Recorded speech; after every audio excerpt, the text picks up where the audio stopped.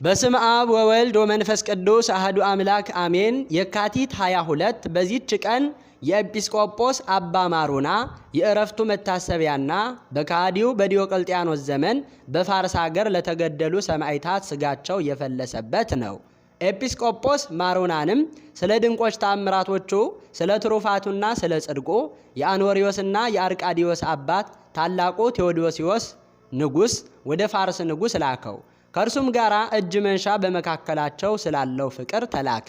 ወደ ሳቦር ወደ ፋርስ ንጉሥም በደረሰ ጊዜ ታላቅ ክብርንም አከበረው፣ በቤተ መንግሥቱ እልፍኝ ውስጥ አኖረው። ይህም ቅዱስ የንጉሡ ልጅ ጋኔን አድሮባት እንደታመመች በሰማ ጊዜ የከበረ አባ ማሩና ብላቴናይቱን ጠርቶ በፊቱ አቁሞ በላዩዋ ጸለየ። ጋኔኑም ከእርሷ ወጥቶ ዳነች። ንጉሡም ልጁ እንደ ዳነች አይቶ እጅግ ደስ አለው። የአባ ማሩናንም ፍቅር እና አክብሮት ጨመረ። ከዚያ በኋላ አባ ማሩና በፋርስ ሀገር በሰማዕትነት ስለሞቱ የከበሩ ሰማዕታት ስጋቸውን ስለመሰብሰብ ከንጉሡ ዘንድ ፈለገ። ንጉሡም የሰማዕታትን ስጋቸውን ይሰበስቡ ዘንድ ቤተ ክርስቲያንንም ሰርተው በውስጧ ስጋቸውን ያኖሩ ዘንድ አዘዘ። ያች ቤተ ክርስቲያንም በዚያች ዕለት ከበረች። ዳግመኛም በታላቋ ከተማ ውስጥ በከበረ በአባ ማሩና ስም ያማረች ቤተ ክርስቲያን ሰሩ። እርሷም ማረፊያ የተባለች ናት። ከዚህ በኋላ ይህ አባት ወደ ንጉሡ ቴዎዶሲዮስ ተመልሶ በሮሚ ሀገር 2 ዓመት ተቀመጠ።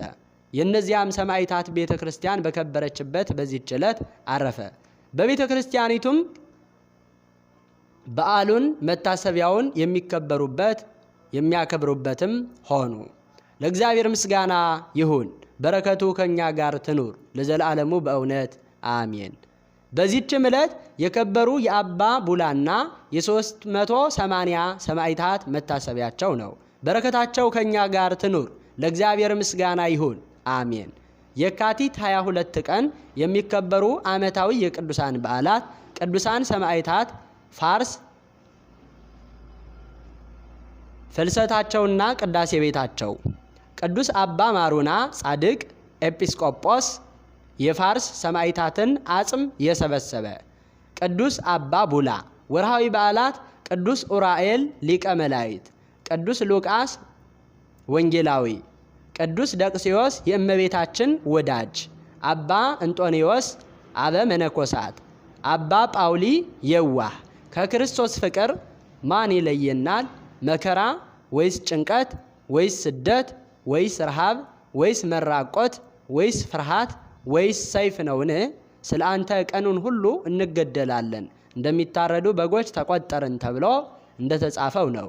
በዚህ ሁሉ ግን በወደደን በእርሱ ከአሸናፊዎች እንበልጣለን። ዘአቅረብኩ ማሕሌተ አዘኪርየ አእላፈ እምለተ ጸምዱከ ዘልፈ ለእለ ያነብብ ተወከፍ ሰንዴቴ መጽሐፈ እንተረሰይከ እግዚኦ ጸሪቀ መበለት ወኩፈ እምእለ አብኡ ብኡላን ዘተርፈ። ነቢያት ቅዱሳን ወሐዋርያት ሰባኪያን ሰማዕታት ወጻድቃን ወመላእክት ትጓሃን ደናግል አዲ ወመነኮሳት ሄራን ባርኮ ባርኮ ጉባኤ ዛቲ መካን እስከ አረጋዊ ልሂቅ ወምንዑስ ሕፃን ለዘ ጸሐፎ በክርታስ ወለዘ አጸሐፎ እንዘይደርስ ለዘ አንበቦ ወለዘ ተርጎሞ በልሳን ሐዲስ ወለዘ ሰምዐ ቃሎ በዝነ መንፈስ በጸሎተ እሙ ማርያም አራቂተ ኩሉ እምባይስ ህቡረ ይመሐረነ ኢየሱስ ክርስቶስ አሜን። ይማረን።